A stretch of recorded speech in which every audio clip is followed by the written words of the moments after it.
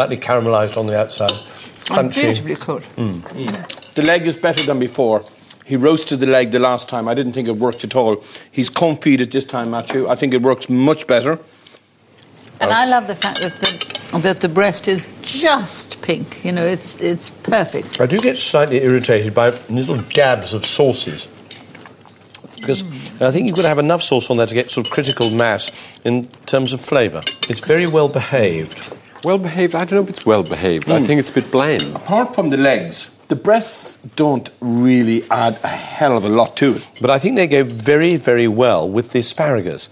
Am I having a different dish to everybody else or something? Is there something wrong with it? It's boring and bland. I think the breast is boring. I think the asparagus is boring. I think the dressing is boring. I think it's under-seasoned. As soon as this dish goes away from me, I will never remember it again in my life. You're starting to sound like miserable old man. It's not miserable. I want it to be better. I mean, but I don't think it's good enough. Actually, I think it's flavoured. I think some very, very nice textures going on here as well. Textures, I think yes, schmextures. I mean, it's wasted on you. They're absolutely wasted. That's not fair. Look at the components on that dish. The dressing, beautiful. The legs, very nice. Beautifully cooked breast. Beautiful cooked asparagus. Lacking a little bit of seasoning. Lacking a little bit of oomph, the whole dish, with a little bit more dressing. But it's not bad cooking, this. So Richard's giving the judges a run for their money. Quail delivery, gentlemen. But what will Niall's fellow chefs make of his starter? Quail's actually cooked very, very well. It's actually a beautiful, beautiful dish. Shows a lot of skill in cooking the quail nicely, but whether it's doable for 100 people, I really don't think so. And being in the water bath. Do you think being in the water bath would actually enhance that dish? But you're still going to take off the bone.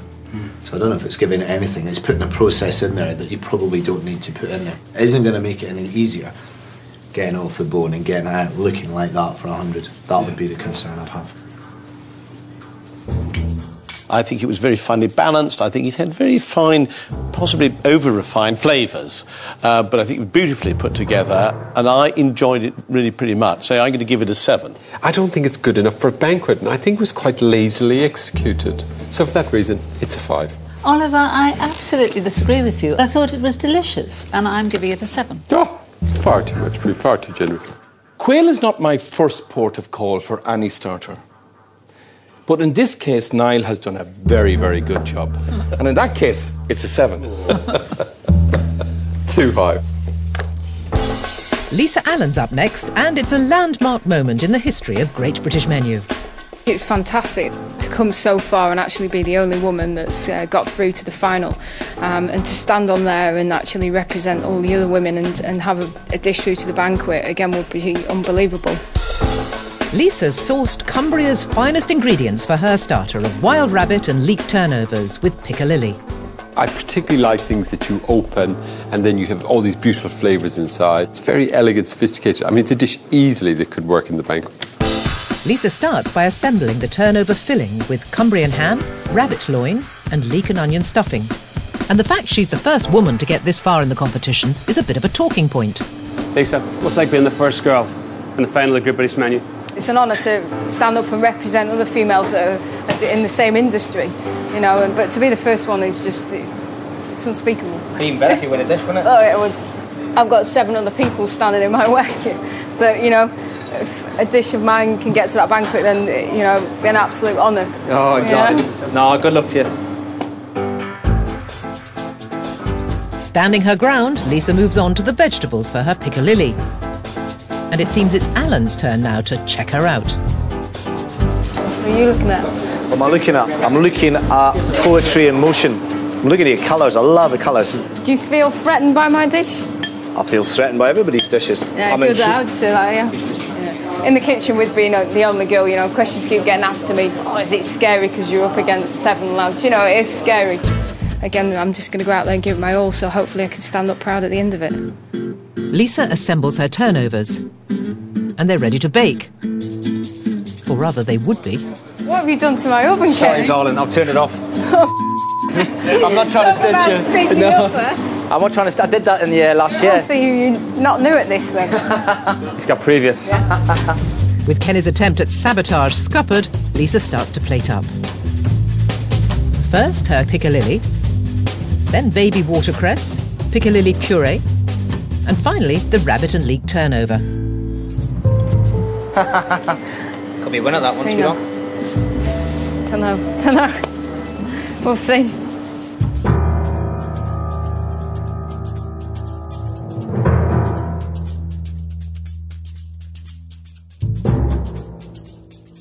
Oh. Good? Wonderful. Oh, that's wonderful. It looks quite a sort of feminine dish from the outside, but when you eat it, it has real gutsy flavour. That rabbit packs a punch. And look at that piccalilli. Isn't it beautiful? Lovely flavour. Why? Do you know what I think, though? It's gorgeous. It's got this, it's just something so luxurious and beautiful. The moisture inside, it's really... It's generous. The leek on the inside works so well, because that, in fact, has a certain sweetness. It also has that oniony sort of touch to it that helps to bring on the flavour of the rabbit. That's thoughtful cooking. It's homage to the rabbit. It's not chopped up.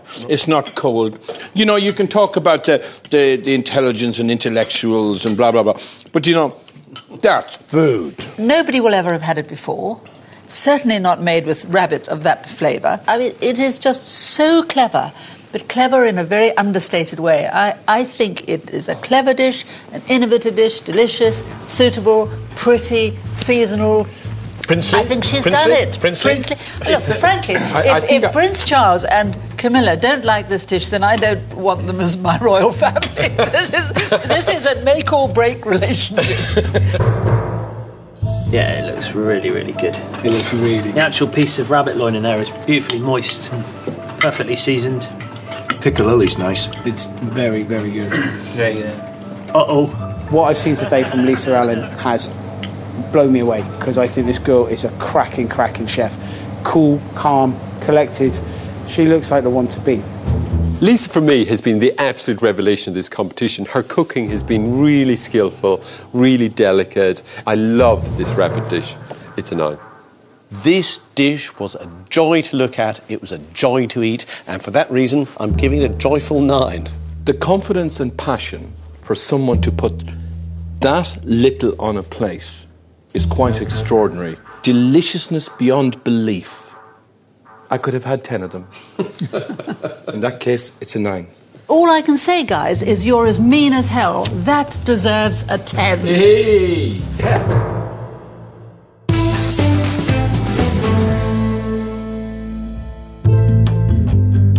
So the judges aren't holding back with their comments, and with so much at stake, neither are the chefs. I'm intrigued by Lisa. She's very disciplined, very organised. Her dish is quite a simple dish, all right? She's got this effectively posh pasty. The Nile quail dish, no, a bit different. Again, I have to think the quail quite a fiddly little bird. I don't know how you do that again for 100. Kenny, reigning champion, and especially with the starter, this is where he excelled himself last year. If he's this busy for 8, what's he going to be like for 100? Put him through so we can watch him go down. Go on, Sunshine, get a push on. The next chefs hoping to secure a place at the banquet are Nathan Outlaw and Aled Williams. Nathan missed out on a place in the finals last year. But this time, his starter of ham hock terrine with pea puree and wholemeal bread certainly made a good impression. I'm very excited about this dish because this was my standout dish. Sometimes, Richard, what worries me most is the chefs do a perfect dish, and then when we get it again, they've wrecked it. It was perfection. I think as long as he doesn't mess with the dish, he's in with a good chance. So Nathan makes a start on the ham, which will be rolled into a terrine. But has he made any changes? I've taken the ham hock I had before and the butcher's cured it for me, so it gives it a little bit, it's a bit more special. And I've also reformed the ham hock, so it's much more refined.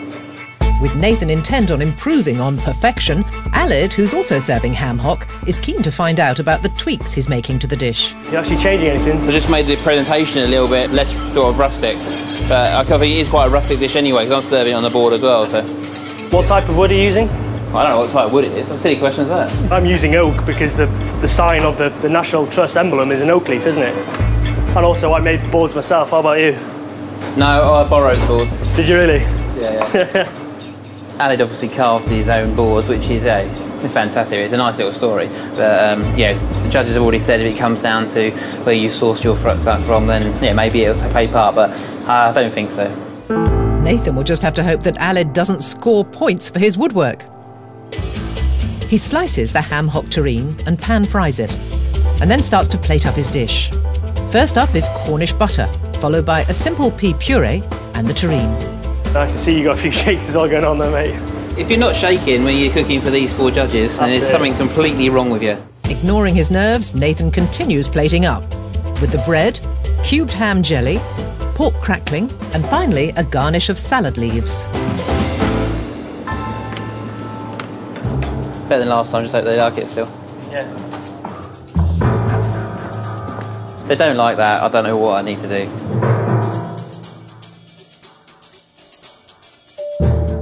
This looks different. This looks different. Oh, I can't bear it. He's gone and pureed the peas and turned the... I mean, it was just so perfect before. We loved it. I fail to see the real excellence that everyone was talking about. It just doesn't shine through for me. This seems to have had the flavour sucked out of it somehow. I know, the flavour's gone. The bread's still good. And yeah, the bread is absolutely wonderful. Apart from the beautiful bread and the crackling on top of the pork, the pea puree, you know, yeah, it's nice. The disc of ham hock, the little dice of jelly, disappoints me. I think there's too much mint coming through on the peas. I think the terrine is dry. Although it's cured now, it doesn't taste particularly even salty. And what is totally tasteless is the little jelly cubes. No, You know, perhaps you understand one thing. You guys have not been in that kitchen. You've been sitting at this table judging.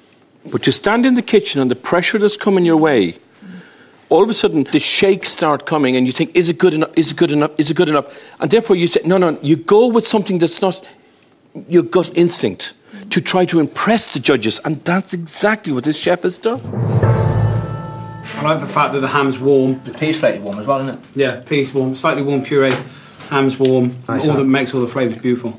And the mint in there just light. Yeah, real light, fresh. Yeah, it's delicious. Is ham hock really a summery dish? My own gut feels I much prefer to use ham hock in the winter and the autumn. My only thing is that it might be a little bit wintry, maybe it hasn't got a massive wow factor. I had really high expectations of this dish, but actually, I don't know what Nathan had done to it, but it was just a shadow of its former self. It's only a 6. The little jelly, the pea puree, it just didn't deliver for me. And in that case, it's a 6. I was expecting just exactly the same thing. We didn't get that, but I still believe it's a good dish. It's a 7. I agree that this version of it was not as good as the first time, but it was still a cracking good dish. So for that reason, I gave it a 7. So now it's Alid's turn, and at just 27, he's got a lot to prove. I don't think the other chefs have actually heard of me. I am the underdog, I believe. I'm the youngest here. You know, obviously I'm going to hold my own in the kitchen, and hopefully at the end of the competition, they'll know the name Aled Williams. He scoured the area around Penrhyn Castle in North Wales for the ingredients for his starter of ham hock with Cawl Cennin soup and smoked cheddar mousse. I hope he hasn't messed with that soup, because it was beautiful. Well, I hope he's messed with the presentation, because I thought it would be fine for a gastropub. I know, but I do think, Matthew, you know, you used to have a different class of gastropub because, I mean, I thought that was a very fine dish. Aled starts by making the ballotine of ham and then moves on to the Cawl Cennin, a traditional Welsh leek soup. Do you get any feedback for this dish from the judges?